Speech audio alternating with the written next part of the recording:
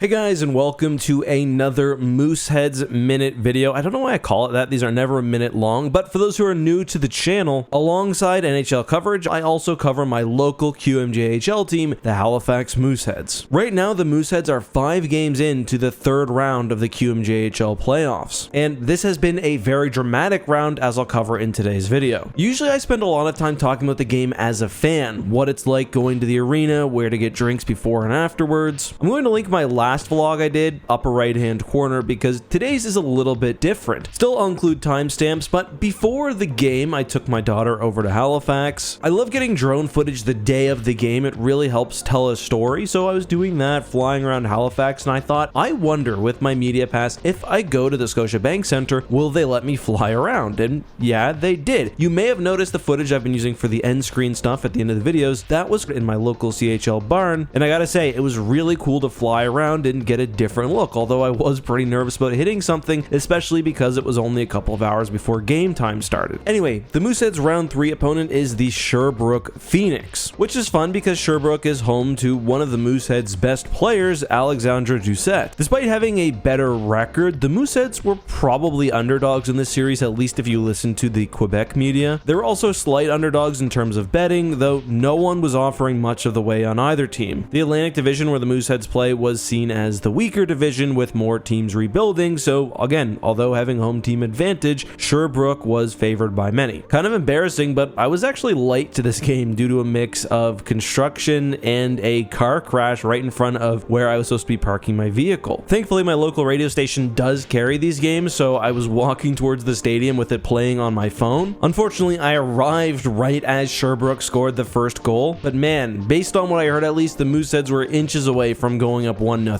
early. The first one for Sherbrooke, though, really nice move by Jacob Melanson, but the Mooseheads would match it 4 minutes later, shorthanded. And I've got to say, the Scotiabank Center was absolutely electric. Sherbrooke would actually score 2 more before the period ended, including 2 right at the end of the period, but even still, the home crowd could not be silenced. I was watching this one, and this was during the Rangers series, and all I was thinking about is how MSG could learn something. Anyway, just over 6 minutes into the second, Joshua Waugh would score another one for Sherbrooke. They would go up 4-1, and to be honest, it wasn't just the score. The Mooseheads were being completely outplayed. Sherbrooke looked fast, they were hitting hard, and they were getting so much pressure. Anyway, I had a couple buddies in town, and they had gone to the soccer game, so I ended up actually leaving this one early to go to a bar and watch the Toronto Maple Leafs win their first round. But game 2 looked like it was going to go much of the same way. Sherbrooke was just unrelenting, and they would go up 2-0 in the first, a score that they'd stay at until the third, when the Mooseheads tied it with 10 seconds left on a goal by Alexandre Doucette, again the Sherbrooke native. However, in OT, Tyson Hines would score to give Sherbrooke a fairly commanding 2-0 series lead. But these are the playoffs, and the Mooseheads would come back in a big way, scoring 5 goals in the next 3 games, 2 in Sherbrooke and 1 at Halifax, to take a now 3-2 series lead. And this is the thing about the CHL, these players. It's really never over until it's over, especially when you have such a high-powered offense like Halifax does. Mathis Rousseau, Halifax's goaltender, has also really been stepping it up. Right now, the team has 4 players above a point a game. However, one of their best skaters, Jordan Dumais, is currently out with injury. Dumais took a hard hit in game 2 and hasn't been back since, and we don't really know what's going on, indicating that it could be a pretty major injury. But to come back and win 3 games in a row, including a 5-0 beating, without the league's top scorer in Dumais, well, that's pretty impressive. Throughout the season, there have been many games where the Mooseheads look like they're playing a team in a division down. I'm not trying to be dismissive or rude, but that's how it is in Major Junior, especially when teams are rebuilding and other teams are completely loaded. That's what they looked like in Game 5, and I gotta wonder whether the guys are rattled after thinking they had the series locked up. This has been a chippy one. Fans have been traveling with both teams, and I'm excited to see what happens in Game 6, which does take place tonight, the day I'm uploading the video. Early start, 5 p.m. Eastern Time. If the Mooseheads don't manage to take this one home, Game 7 will be at Halifax this coming Tuesday at 7 Atlantic Time, Halifax time. That's 6 Eastern. But that's all I've got. Let me know your thoughts down below, and of course, I'll see you soon.